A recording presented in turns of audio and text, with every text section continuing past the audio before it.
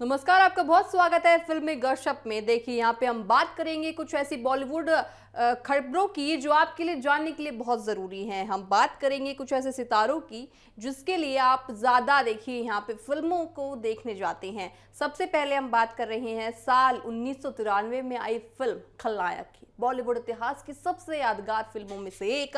संजय दत्त का बल्लू बलराम वाला अंदाज, माधुरी दीक्षित का डांस और जैकी श्रॉफ की कड़क पुलिसियाई अंदाजी ने बॉक्स ऑफिस पर तहलका मचा दिया था। अब देखिए, इस फिल्म के सिक्वल यानी खलनायक रिटर्न्स की चर्चाएं तेज हो गई हैं, तो फैंस का उत्साह सातवें आसमान पर पहुंच गया है। हर कोई ये जानने के लिए बेताब है कि क्या इस नए पार्ट में पुरानी स्टार कास्ट आएगी या फिर कोई नए ही चेहरे देखने को मिलेंगे। हाल ही में संजय दत्त ने एक प्रोमो वीडियो शेयर करके खलनायक रिटर्न्स का इजहार किया है। साथ ही आपको बताया जिस तरह से उन्होंने इस खलनायक रिटर्न्स का इशारा दिया है, देखने वाली बात होगी कि क्या इस बार भी खलनायक में संजय दत्त हो सकते हैं। इसके बाद से ही सोशल मीडिया पर आपको बताएं फिल्म को लेकर कयासों का दौर शुरू हो गया है। फिल्म में पुलिस ऑफिसर राम सिन्हा का दमदार किरदार निभाने वाले जैकी श्रॉफ ने आखिरकार इस सिक्वल पर अपनी चुप्पी तोड़ दी है। एक बातचीत के दौरान जब उन्होंने फिल्म में उनकी वापसी को लेकर सवाल किया था तो उन्होंने बहुत ही सकारात्मक और मज़ेदार जवाब दिया। अभी तक इस बारे में कोई आपको बताएं ऑफिशियली बातचीत नहीं हुई है और ना ही फिल्म की कहानी मुझ तक पहुंची है। साथ ही संजू बाबा यानी संजय दत्त के खलनायक वाले पोस्टर तो पहले ही सामने आ चुके हैं। बस अब पुलिस ऑफिसर राम सिन्हा को उनकी धर्मपत्नी यानी माधुरी दीक्षित का पीछे आना बाकी है।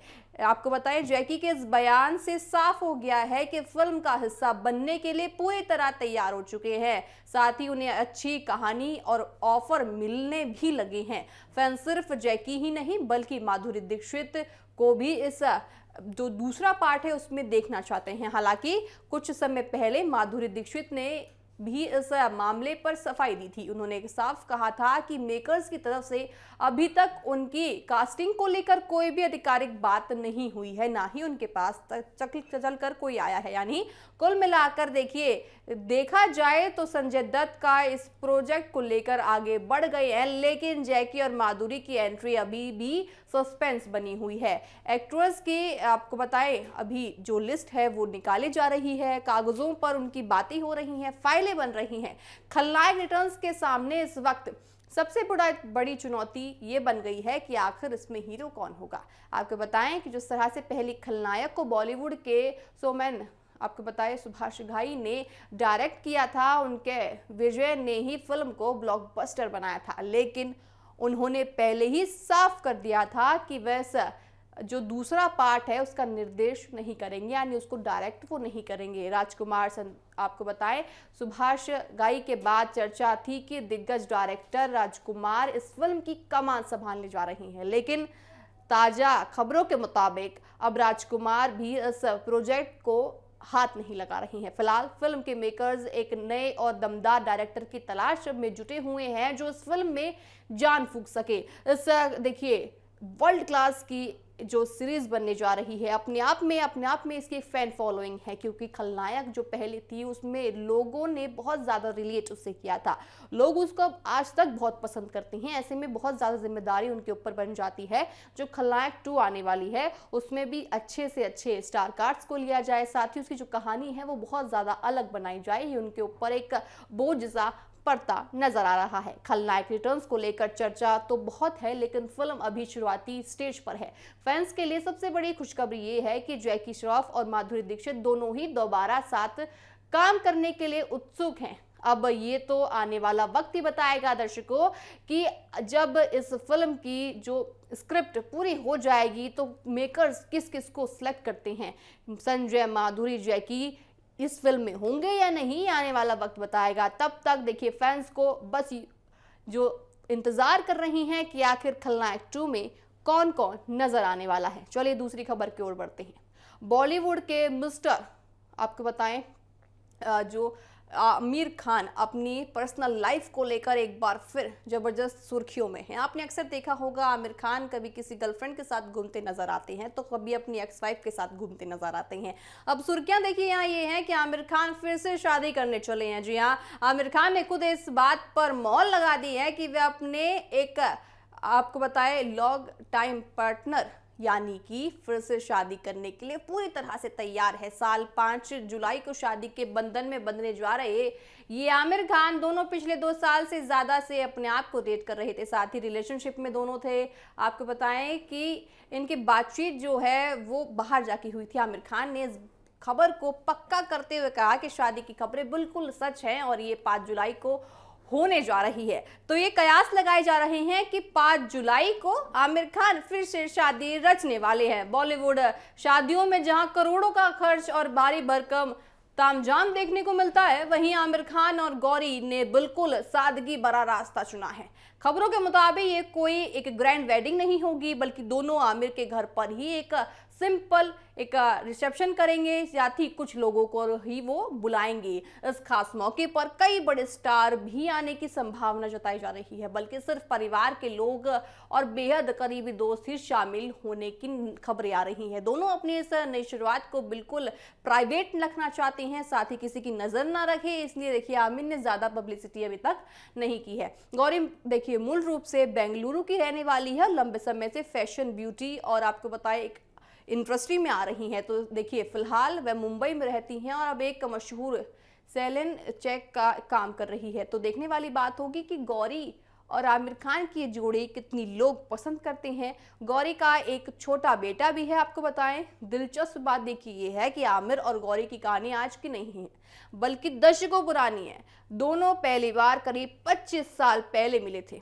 सोचिए वो 25 साल पहले मिले थे और शादी उनकी अब हो रही है, जिसके बाद उनका संपर्क टूट गया था। आपको बताएं वो 25 साल पहले मिले थे, लेकिन उसके बाद उनका जो संपर्क है वो एक दूसरे से टूट गया था। सालों बाद दोनों की फिर से मुलाकात हुई, दोस्ती हुई, दोबारा शुरू हुई और धीरे धीरे दोस्ती गहरे प्यार में तब्दील हो गई। आमिर ने मार्च 2025 में अपने 60वें जन्मदिन के मौके पर गौरी को पहली बार दुनिया के सामने इंट्रोड्यूस कराया था। आमिर खान ने गौरी के आने से अपनी जिंदगी में हुई बदलावों की खुलकर बात रखी। उन्होंने एक इंटरव्यू में कहा था कि वह बहुत भाग्यशाली हैं कि उन्हें गौरी मिली है, क्योंकि उनके साथ उन्हें बहुत सुकून मिलता है। आमिर ने ये माना कि भले ही उनकी पहली पत्नी किरण राव और रीना दत्ता के साथ भी उनके रिश्ते बहुत गहरे थे, लेकिन चीजें आगे नहीं चल पाई। साथ ही इनके आने के बारे में उन्होंने ज्यादा बताया है कि मैं अब बहुत ज्यादा खुश हूं। मुझे लगता है कि मैं देखिए यहाँ पे म्यूचुअल अंडरस्टैंडिंग के साथ एक रिश्ता बना सकता हूँ। यह आमिर खान की तीसरी शादी कहलाएगी। इससे पहले उनकी शादी रीना दत्ता 1946 में हुई थी, जो 2002 से हुई थी। साथ ही जिनसे उनके 2 बच्चे भी हैं और फिल्म मेकर किरण से उनकी शादी 2005 में हुई थी और 2021 तक वो शादी चली थी, जिनसे उनका एक बेटा भी है। साथ ही भले ही आमिर की दोनों शादियां टूट चुकी हैं, लेकिन आज भी रीना और किरण के साथ एक बेहतरीन और आपको बताएं एक अच्छा रिश्ता अभी भी आमिर का माना जाता है। आपको बताएं कि आमिर को आखिरी बार फिल्म सितारे जमीन पर भी देखा गया था और अब उनके साथ देखिए उस वक्त भी गौरी मौजूद थी।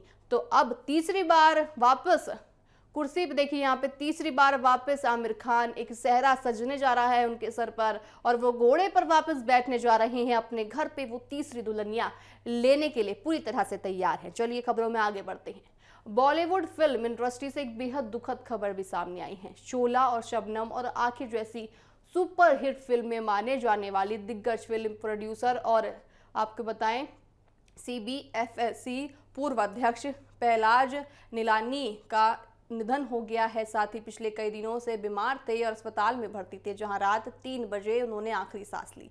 आज दोपहर 3 बजे मुंबई के एक हिंदू शमशान भूमि में उनका अंतिम संस्कार किया गया है। फिल्म एसोसिएशन के प्रोजेक्ट आपको बताया अभय सिन्हा ने उनके निधन पर गहरा शोक व्यक्त किया है। उन्होंने बताया कि पहलाज पिछले कुछ समय से लगातार बीमार चल रहे थे। हालांकि उनके निधन की सटीक वजह अभी तक साफ नहीं हो पाई है। नीलानी के निधन की खबर मिलते ही बॉलीवुड में शोक की लहर मच गई।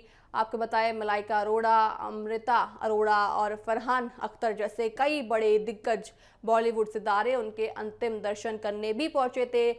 गोविंदा और चंकी पांडे को तो देखिए यहाँ पे साथ ही वो आए थे। पहलाज निराली को बॉलीवुड में एक नए टैलेंट को पहचानने और उन्हें स्टार बनाने के लिए जाना जाता है। देखिए यहाँ ये सकते हैं कि जो वो हैं वो पहलाज जो स्टार्स हैं उनको चुनते हैं और उनको एक ऊंचाइयों पर तक ले जाते हैं, उनके लिए उनको जाना जाता है। उन्होंने साल 1946 में फिल्म इस्लाम बनाई जिससे गोविंदा ने बॉलीवुड में अपना डेब्यू किया था। शुरुआत में आपको बताएं गोविंदा का लुक पसंद नहीं किया गया था, लेकिन उनका डांस और एक्शन देखकर उन्होंने गोविंदा को साइन कर लिया।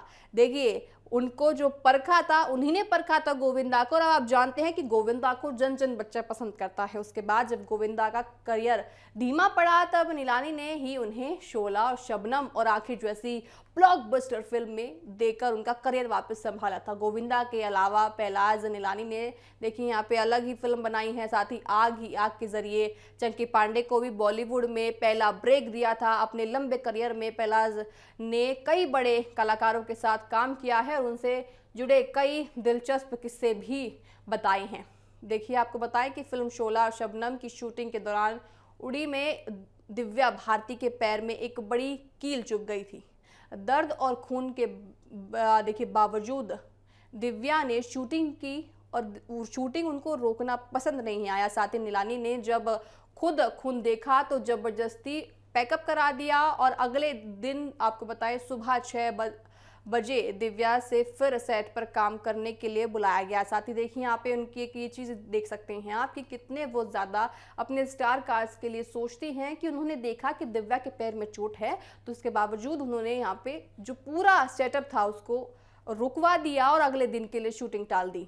1987 में आई फिल्म आग की शूटिंग के दौरान डायरेक्टर ने धर्मेंद्र से एक सीन के लिए 15 रीटेक करवाए थे। इसमें नाराज होकर धर्मेंद्र ने सेट पर पहलाज निराली से गुस्से में कहा था कि पहलाज क्या मैं कोई आपको बताएं उन्होंने नाराज होकर कहा था कि क्या मैं काबिल नहीं हूं कि जिस तरह से मेरे साथ बार बार टेक मुझसे कराए जा रहे हैं। पहलाज निराली साल 2015 से 2017 तक central board of film certification यानी CBFC के चीफ रहे हैं। उनका ये कार्यकाल काफ़ी विवादों से घिरा रहा है। उन पर फिल्मों में बेवजह आपको बताएं अलग अलग हिंसक सीन बनाने की एक अलग आपत्ति जताई है। साथ ही आपको बताएं अपना जो करियर है उन्होंने बहुत ज़्यादा यहाँ इंडस्ट्री को दिया है। इंडस्ट्री के कई कलाकार उनकी बदौलत आज अपना नाम कमा रही हैं। उन्होंने आज देश को अलविदा कह दिया है। फिल्म इंडस्ट्री ने आज उनको अलविदा कह दिया है। देखिए उनको अलविदा कहने के बाद देखिए वहाँ पे बहुत ज़्यादा जो आज स्टार कास्ट थी वो परेशान थी। साथ ही बड़े दिग्गज जो स्टार्स हैं वो उनसे अंतिम मुलाकात में मिलने गई थी। चलिए खबरों में आगे बढ़ते हैं। बॉलीवुड सुपरस्टार रणवीर सिंह और फिल्म इंडस्ट्री की सबसे बड़ी संख्या आपको बताएं फेडरेशन ऑफ वेस्टर्न इंडिया सिने के बीच चल रहा विवाद अब एक नया मोड़ ले चुका है। फेडरेशन ने रणवीर सिंह के खिलाफ जारी किए गए नॉन कॉर्पोरेशन डायरेक्टिव को अब आधिकारिक तौर पर वापस ले लिया है। आप ये मान सकते हैं कि अब जो बैन लगाया गया था रणवीर सिंह के ऊपर वो हटा लिया गया है।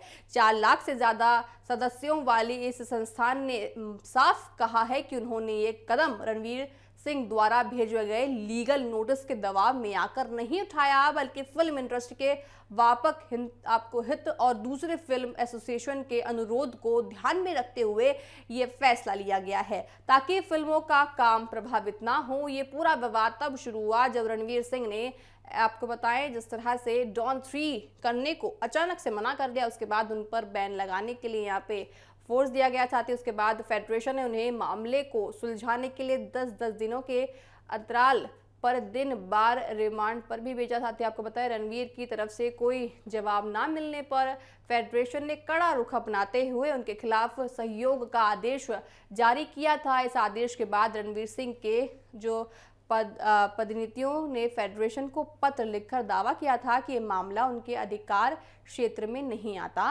और उनके तुरंत बाद जो एक्टर की तरफ से फेडरेशन एक लीगल नोटिस भी भेज दिया गया। देखिए इसमें समझते हैं कि जिस तरह से उन पर बैन लगाया गया था, क्योंकि उन्होंने पहले वादा किया था कि मैं डॉन 3 करूंगा, लेकिन उसके बावजूद उन्होंने अचानक मना कर दिया कि मैं डॉन 3 नहीं करूंगा। उसके बाद उन पर बैन लगाने के लिए देखिए जो फिल्म के डायरेक्टर है, जो प्रोड्यूसर है, उन्होंने कहा, फिर साथ ही उनमें बैन भी लगा और साथ ही जो उनके फैंस हैं वो बहुत ज़्यादा निराश हो गए थे, क्योंकि अपने आप में एक फैन फॉलोइंग लेकर रणवीर सिंह चलते हैं। जिस तरह से उन्होंने धुरंधर में एक अलग पहचान बनाई है, उसके बाद आपको बताएं इसमें बैन लगना उनके फैंस के लिए बहुत ज़्यादा दुखद हो जाता है। लेकिन आपको बताएं कि राहत की खबर अब रणवीर के लिए आ गई है कि उनको अब बैन उनके ऊपर से हट गया है, वो मूवीज़ में वापस जा सकते हैं। साथ ही अब देखने वाली बात होगी कि क्या रणवीर सिंह डॉन 3 का हिस्सा होंगे या नहीं।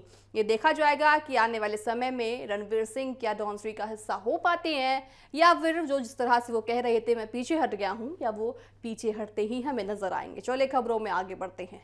मशहूर पंजाबी सिंगर अभिनेता दिलजीत दोसांझ अक्सर अपने गानों और फिल्मों को लेकर सुर्खियों में रहते हैं। मौजूदा समय में एक तरफ अपनी आने वाली फिल्म में मैं वापस आऊंगा को लेकर चर्चा में थे, तो दूसरी तरफ अपने हालिया रिलीज गाने अरोमा के कारण एक बड़े विवाद में फंस गए हैं। इस गाने के बोल को लेकर सोशल मीडिया पर उनको फंसाया जा रहा है। आपको बताएं उनको घेरा जा रहा है, दिलजीत की जमकर आलोचना हो रही है। दरअसल ये गाना बीते 23 अप्रैल को रिलीज किया गया था। शुरुआत में आपको बताएं इसे संगीत प्रेमियों का अच्छा रिस्पॉन्स मिला, लेकिन अब इसके रिलीज को लेकर एक गंभीर विवाद खड़ा हो गया है। गाने में किन्नर ट्रांसजेंडर समाज के लोगों के लिए बेहद एक आपत्तिजनक और विवादित शब्दों का इस्तेमाल किया गया है। इन बोलों के सामने आने के बाद ही LGBTQ ने आपको बताएं समुदाय के लोगों ने दिलजीत के खिलाफ भारी गुस्सा देखने को मिल रहा है। सोशल मीडिया पर इस आपत्तिजनक टिप्पणी को लेकर दिलजीत दोसांझ को जमकर ट्रोल भी किया जा रहा है। एक्स और अन्य प्लेटफॉर्म पर जो लोग हैं आलोचना दिलजीत दोसांझ की कर रही हैं, क्योंकि देखिए यहाँ पे दिलजीत दोसांझ हैं वो अपना फैन फॉलोइंग लेकर चलते हैं, लेकिन उसके बावजूद कुछ ऐसे शब्दों का इस्तेमाल किया गया है अरोमा गाने में, ये जनता का कहना है, इसलिए उनकी आलोचना की जा रही है। आपको बताएं कि दिलजीत दोसांझ जिस तरह से उन्होंने शब्द का इस्तेमाल किया है उसमें अब जनता जो LGBTQ की है वो उनसे नाराज है। यूजर्स का मानना है कि इतने बड़े ग्लोबल स्टार से एक तरह का असंवेदनशील और आपत्तिजनक शब्दों की उम्मीद बिल्कुल नहीं थी। ये मामला मौका नहीं है, बल्कि दिलजीत का नाम किसी विवाद से जुड़ा हो। देखिए पहले भी आपने अक्सर देखा है कि दिलजीत दोसांझ के बाद अक्सर कई विवाद में नाम आते हैं, ये उसी विवादों में एक बार फिर उनका नाम आ गया है। लेकिन इस बार जो मामला है वो अलग है, क्योंकि यहाँ पे किसी की भावनाएं आहत होती नजर आ रही हैं। आपको बताएं जिस तरह से दिलजीत दोसांझ जल्द ही फिल्म में मैं वापस आऊंगा में नजर आने वाले हैं, जिसका निर्देशक मशहूर डायरेक्टर कर रहे हैं। ये फिल्म इसी महीने 20 जून को सिनेमाघरों में होंगी। अब ऐसे में देखिए जिस तरह से आलोचना दिलजीत दोसांझ की हो रही है, उसमें अगर उनके फैंस उनकी फिल्म नहीं देखने जाएंगे तो उनको अच्छा खासा यहाँ पे नुकसान होता दिख रहा है। इस फिल्म में दिलजीत के साथ आपको बताएं और अलग जो लोग हैं उनके लिए भी बहुत ज़्यादा मुश्किलें हो जाएंगी, क्योंकि लोग हैं जो जनता है जो फैंस हैं वो इस गाने को कहीं ना कहीं अपने ऊपर अपमान बता रहे हैं और LGBTQ की जो जनता है वो मान रही है कि दिलजीत दोसांझ ने उनके साथ कहीं ना कहीं आपत्तिजनक जो शब्द है उसका इस्तेमाल किया है और ऐसे शब्दों का इस्तेमाल किया है जिनसे उनकी जो उनका जो मन है बहुत ज़्यादा आहत हुआ है, क्योंकि दिलजीत दोसांझ से यहाँ अच्छी खासी फैन फॉलोइंग लोग लेके चलते हैं। अरोमा गाना देखिए जब शुरुआत में आया तो लोग काफ़ी उसको पसंद कर रहे थे, लेकिन जैसे जैसे उसमें लोगों ने सुना तो उसके बाद उसकी आपत्तियां बढ़ने लगी। देखने वाली बात होगी कि जिस तरह से LGBTQ ने उन पर आपत्ति जताई, आने वाले समय में दिलजीत दोसांझ उस पर क्या रुख अपनाते हैं। बहरहाल देखिए मेरे साथ अभी के लिए इतना ही। आप देखते रहिए फिल्मी गॉसिप।